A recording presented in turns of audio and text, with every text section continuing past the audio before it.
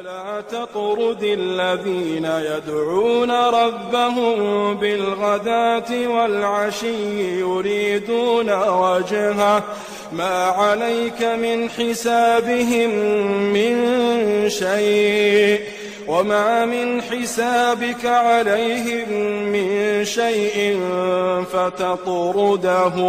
فتطردهم فتكون من الظالمين.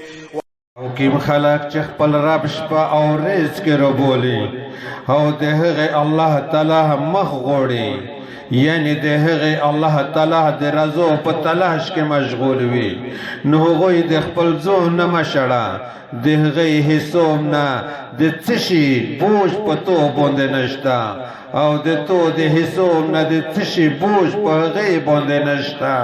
که د دې د پوسه تو بیا هم هغه د ځان نه وشړل، نو په ظالمانو کې بشمور شي. كذلك فتنا بعضهم ببعض ليقولوا أهؤلاء من الله عليهم من بيننا أليس الله بأعلم بالشاكرين.